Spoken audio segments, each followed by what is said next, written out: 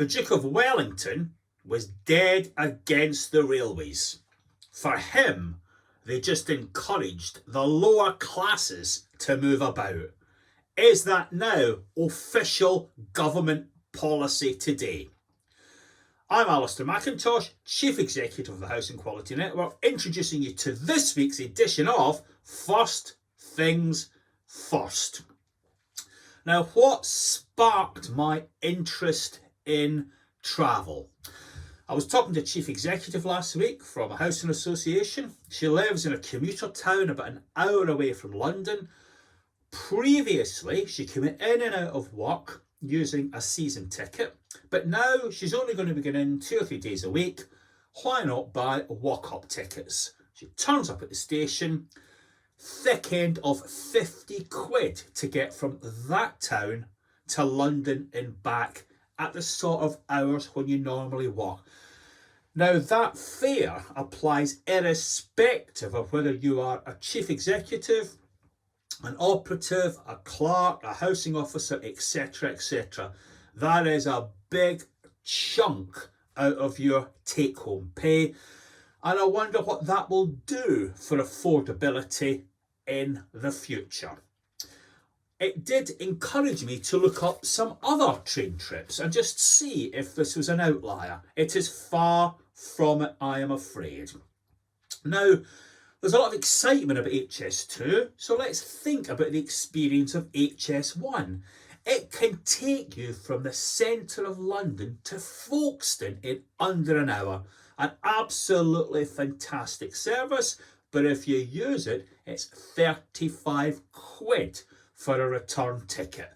Let's move on. I mean, what would we be charged for HS2 if it makes travel to Birmingham even cheaper? If you can imagine living in Birmingham and commuting to London, surely you would be better off. I don't think so. The current fare, return ticket, that I found was 60 quid. Labour says it's currently £11,000 to buy a season ticket from London to Birmingham and back. Goodness knows what they would charge for the superior service of HS2. Moving on, say I want to go and see the world famous Mutual in Merthyr Tydfil. Is there a finer sight in the whole of Wales? That would cost me 255 quid return. Money well spent. Say I wanted to go to the conference in Manchester to find out what's happening there.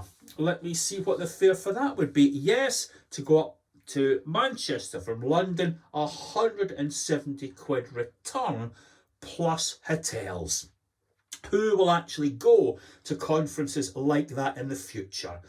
And it's not just that the Highhegians that have been affected. I know a young teacher, she lives near Wembley.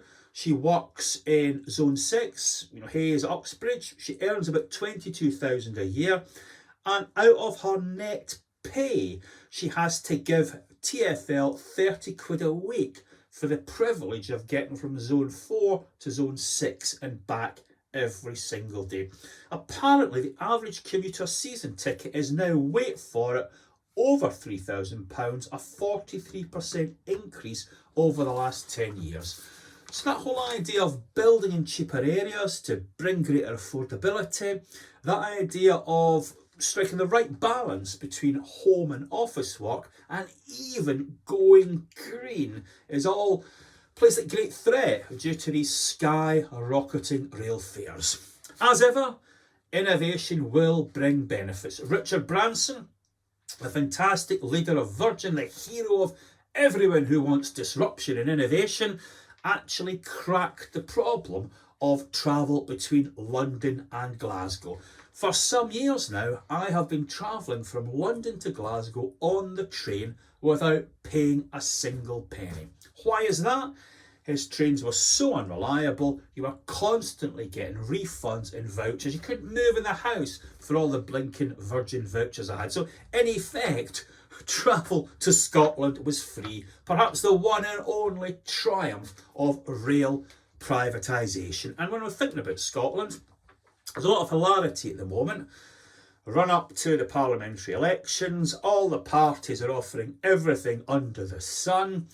One of the funniest or most commented on examples is that the SNP are offering to buy every child that needs one a free bicycle, which of course is a great thing, but it's something of a scale back from the new ferries and new bridges they were trying to build a couple of years ago, and that's all gone very badly wrong, similar to the screw-ups we've seen on Crossrail down south. So I'm not at all against the free bikes.